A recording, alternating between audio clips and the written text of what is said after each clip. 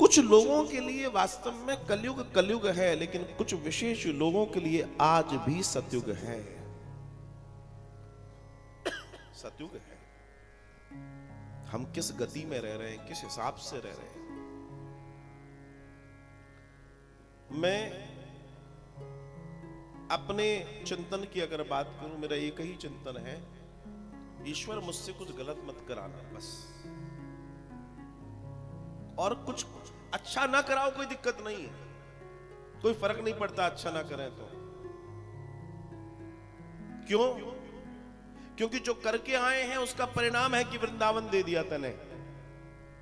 जो करके आए हैं उसका परिणाम है कि तूने वृंदावन दे दिया, तूने अपनी अपनी सेवा दे दी। अब और अच्छा ना करा पाए तो कोई बात नहीं है, लेकिन कुछ गलत कुछ बुरा मत करा देना, क्योंकि फिर नीचे चले जाएंगे। अभी जो आनंद है ये भी खूब है, इसकी भी क्या बात है, इसकी भी क्या बात है। कुछ गलत ना हो जाए, अच्छा ना हो, कुछ और ना हो, कोई और बढ़ाते हुए ना हो, चलेगा। और ये विचार करो, ये विचार हमेशा करते रहो, अपने आप से करते रहो, भगवान हमसे कुछ गलत ना हो जाए, हे ईश्वर हमसे कुछ गलत ना हो जाए। तय मान के चलिएगा, जीवन सतयुग में चला जाएगा। हमारे विचार ही सतयुग हैं, विचार ही त्रेता हैं, विचार ही द्वापर हैं, विचार ही कलयुग है। जो काले कर्म कर रहा है वो कलयुग में है, जो सतोगुण से संपन्न है सतयुग। आपको क्या भा रहा है, आपको क्या अच्छा लग रहा है, उस चीज की प्रकृति बताएगी कि तुम्हारे अंदर सतयुग है, द्वापर है, त्रेता है या कलयुग है। कोई और दूसरी चीज नहीं बताएगी, ना बताने की जरूरत है। जैसे ही कथा सुनी, कथा सुन के आनंद हो गया, भगवान के दर्शन प्राप्त हो गए और भक्ति अपने दोनों पुत्र ज्ञान वैराग्य के साथ पुष्ट हो गई। लेकिन हमारी भक्ति ज्ञान वैराग्य के साथ पुष्ट हुई या नहीं हुई, ये मामला ज्यादा जरूरी है जानना। देखिए, आज के इस युग में कथा को लोगों ने सिर्फ इतना समझ लिया, हाँ ठीक है कथा है, सुन ली, हो गया, चलो बढ़िया है। लेकिन सच मानिए, जो लोग कथा में प्रवेश कर रहे हैं, निरंतर प्रवेश कर रहे हैं, वो जानते हैं कि कथा देती क्या है। लेकिन फिर भी हम कथा से, ये अनंत अनंत रत्नों से भरा हुआ सागर है, इससे हम कभी पूरा खाली नहीं कर पाएंगे। ईश्वर से मिलन कैसे हो, अपने आप को उसके लायक कैसे बनाएं, एक महान व्यक्ति कैसे बने, सबके रहस्य इस भागवतम में है। हम भक्ति की बात करते हैं, हम पूजा की बात करते हैं, हम ठाकुर जी के दर्शन की बात करते हैं, हम अनंत अनंत चीजों की बात करते हैं, लेकिन कभी इस चीज पे विचार करते हैं कि हमारा ज्ञान और वैराग्य पुष्ट है या नहीं है। जैसे मैं कई बार कहता हूं, हजारों की भीड़ बैठी है, भगवान की सुंदर कथा सुन रही है, और 3 घंटे तक सब यो यो यो यो सुनते हैं, और जैसे ही कथा विश्राम होती है, प्रसाद के काउंटर पे जाके एक दूसरे को धक्का देते हैं। जैसे ही प्रसाद, कथा के बाद प्रसाद वितरण की लाइन में पहुंचे, वहां एक दूसरे को धक्का दे रहे हैं। तो तुमने सुना क्या? तो 3 घंटे के लाने यही के लाने बैठे थे क्या? 3 घंटे का प्रसाद जो जीवन को बदल सकता है, उस पर तुमने दिमाग नहीं लगाया, वहां तुम पीछे से आगे नहीं सरके,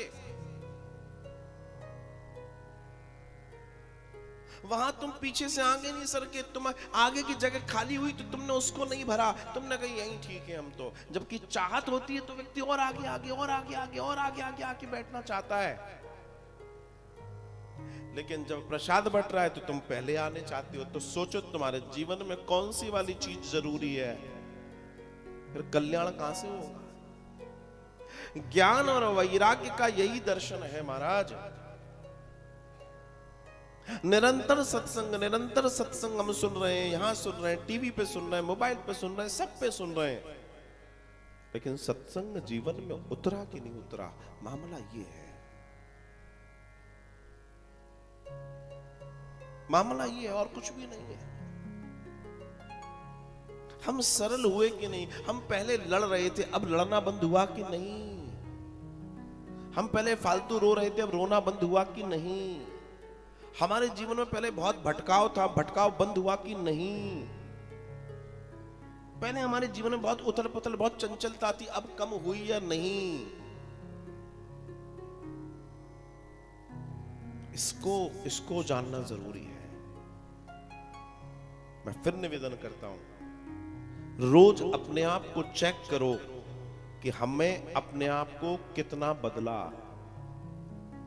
सत्संग का प्रभाव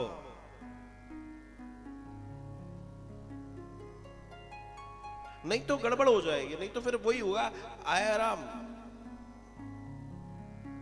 इस कान से सुना, उसके बाद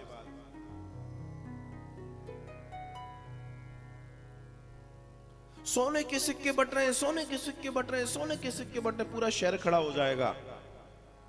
लेकिन सत्संग हो रहा है, सत्संग हो रहा है, सत्संग हो रहा है, कितने लोग जाएंगे? क्यों? क्योंकि ज्ञान नहीं है कि वो सोने का सिक्का खत्म हो जाएगा। ज्ञान रूपी सोने का सिक्का जिस दिन अंदर उतर गया वो कभी खत्म नहीं होगा।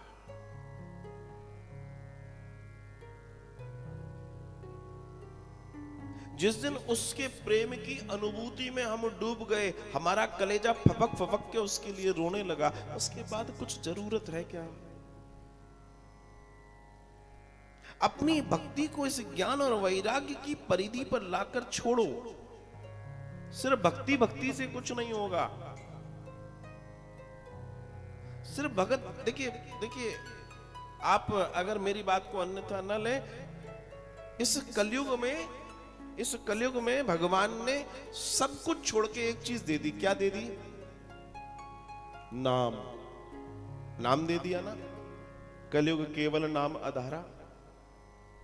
अब इस नाम के प्रताप से लोग उसका सदुपयोग करें या दुरुपयोग करें। तो जो दुरुपयोग करने वाले लोग हैं, भगवान के नाम के चिंतन में जो प्रवेश न करने वाले लोग हैं, भगवान ने उनको दूर कर दिया। आज भी अगर तुम्हें सनातन में रखा हुआ है तो भगवान ने समझो हम पर कृपा कर रखी है, वरना हम कहीं और कुछ और हो गए होते। नाम की ये महिमा है कि नाम ने हमें जिंदा रखा है। उसका नाम, उसकी कृपा, उसकी अनुकंपा हमारे जीवन में बनी रहे। मेरा निवेदन सिर्फ इतना है कि अपने आप को जोड़े रखिए उस परमात्मा की कृपा से। तुम पे काम नहीं है, तुम पे व्यवसाय नहीं है, तुम पे नौकरी नहीं है, तुम पे शिक्षा नहीं है, तुमको घर नहीं है, तुमको कुछ नहीं है, तुम में सारी चीजें अपनी जगह सही है। अपना कर्म करो, लेकिन निरंतर गोविंद का ध्यान रखो। ध्यान रखना, वो तुम्हें अपने आप सही जगह पहुंचा देंगे। ये हो सकता है कि तुम्हारे पीछे के कर्म ऐसे रहे हो कि तुम्हारा प्रारब्ध बहुत बिगड़ा हो, लेकिन तय मान के चलना, इस बार का कर्म बहुत कुछ सुधार कर सकता है। इस बार का कर्म बहुत कुछ सुधार कर सकता है। ध्यान रखना। मैं उदाहरण के तौर पे एक बात कहता हूं, और उदाहरण समझना, आप सबके बीच का उदाहरण है। आज मान लीजिए हमारे घर छूटे और घर छूट के हम वृंदावन आ गए। हमारे घर छूटे और घर छूट के हम कहां आ गए? वृंदावन आ गए कि नहीं आ गए? हमारा बुढ़ापा कहां पर कट रहा है अभी? वृंदावन में। लेकिन क्या सबके घर छूटते हैं सबको वृंदावन मिल जाता है? विचार करो। मैं लगभग कुछ नहीं तो 100 से ज्यादा वृद्धाश्रम घूमा। मानव मंदिर के निर्माण के पहले जब विचार आया, तो आज मैं सोचता हूं कि देश भर में जितने वृद्धाश्रम हैं, असल में आश्रम वही हैं जो तीर्थों में हैं, बाकी तो वृद्धा घर हैं जो तीर्थों में हैं। देखो, घर से तो निकलना था, ऐसी परिस्थिति बनी कि हमारा बुढ़ापा किसी जगह कटना था, लेकिन ऐसी जगह जहां भूल से बैठ के जाने में, अनजाने में कैसे भी हरि का नाम और हरि का प्रसाद मिल रहा है, इससे बड़ा कोई दर्शन नहीं हो सकता। इसको भी कृपा समझिए।